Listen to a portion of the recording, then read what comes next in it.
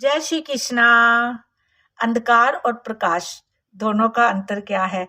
अंधकार अंदर रूपी मन पर भी और बाहर रूपी मन पर भी। अब उस अंधकार को मिटाने के लिए तो प्रकाश चाहिए। तो प्रकाश किस चीज का? सूर्य देव।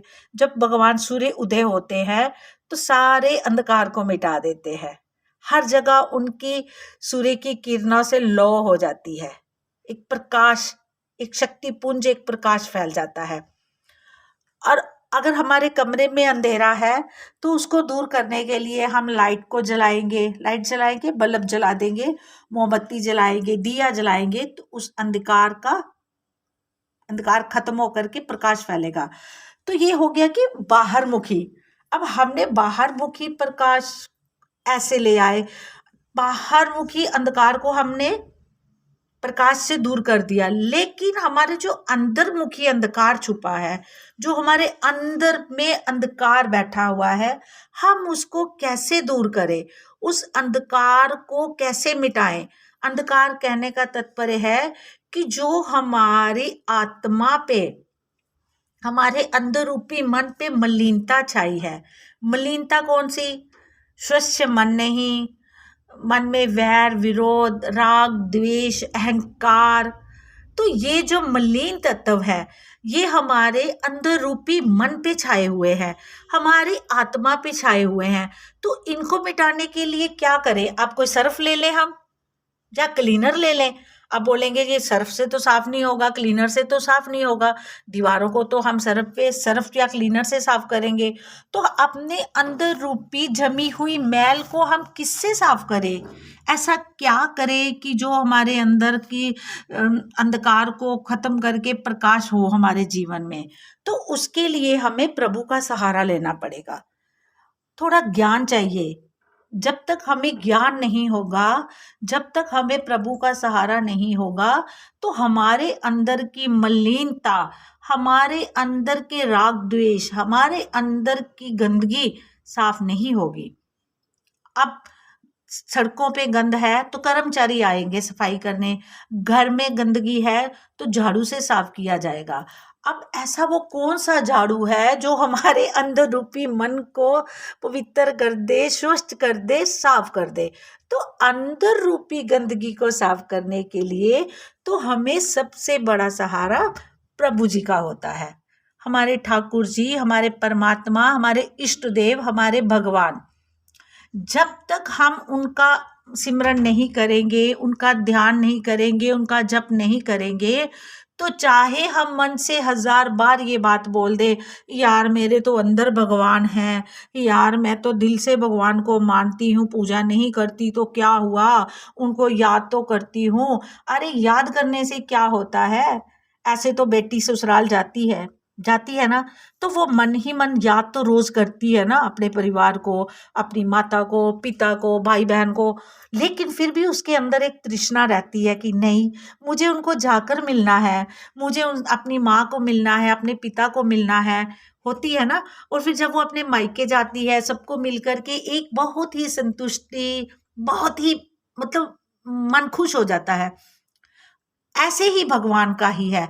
हम लाख ये बात बोल दे जी हमारे अंदर भगवान है, हम तो बहुत पूजा पाठ करते हैं, हम तो, लेकिन फिर भी जब तक हम जप नहीं करते, सिमरन नहीं करते, उसका नाम नहीं लेते, तब तक हमारा जो मन कभी भी पवित्र नहीं हो सकता। क्योंकि ये जो मन रूपी भंवरा है, मन रूपी हमारा ये जो मन है, ये कभी भी पवित्र नहीं था, नहीं हुआ है, नहीं होगा। इसी इसी मतलब मन की मलिनता को दूर करने के लिए तो बड़े बड़े साधु तप करते हैं, तपस्या करते हैं, साधु बनते हैं और जप तप में विलीन रहते हैं। क्यों? अगर ऐसी बात है, भगवान तो उनके अंदर भी है, परमात्मा, तो फिर वो क्यों तपस्या कर करके ईश्वर की प्राप्ति करते हैं?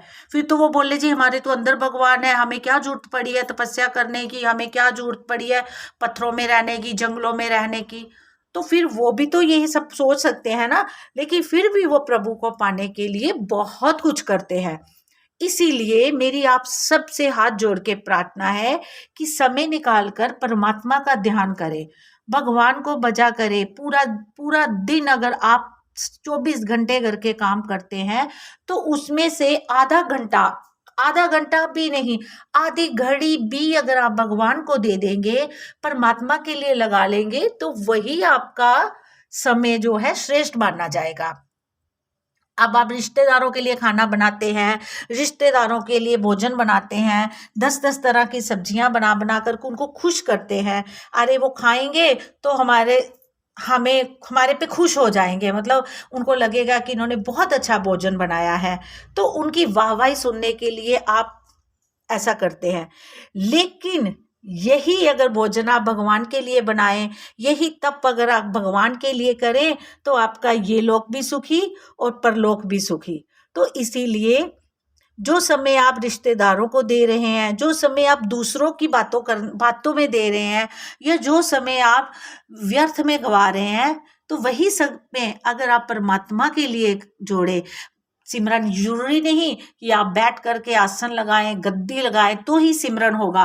मन ही मन भी उसका नाम लेते रहें, सुबह शाम उसको भजें, जब भी आपको मौका मिले हरि का नाम जपते रहें, हरे राम का नाम जपते रहें, क्योंकि हमारे राम ही हमें भव से पार करने वाले हैं। कहते हैं राम ने तो एक को तारा, लेकिन राम नाम ने तो लाखों करोड़ों को तारा। तो राम नाम में इतनी शक्ति है कि आप राम राम बजेंगे तो राम जी स्वतः आपके सामने आ जाएंगे। आपको इस लोक में भी दुख नहीं उठाना पड़ेगा और परलोक में भी दुख नहीं उठाना पड़ेगा। बाकी रही, कुछ लोग बोलते हैं जी हमने तो इतनी मतलब पूजा कर ली, हमारा भाग्य नहीं बदला। तो भाग्य का हिसाब भी हमारे कर्मों से माना जाता है। हो सकता है हमारे कर्म कुछ ऐसे हो, जैसे भी हो हमें परमात्मा का शुक्रिया अदा करना चाहिए, दोनों हाथ जोड़ करके उनका थैंक यू बोलना चाहिए कि हे प्रभु, कम से कम तूने मेरे को अपना इतना अच्छा जीवन दिया है कि जिसमें मैं आपकी भक्ति कर सकूं, आपकी पूजा कर सकूं। तो परमात्मा को भजें, हरि को भजें। हरि भजने से ही आपका ये लोक सुखी होगा और परलोक भी सुखी होगा। राधे राधे।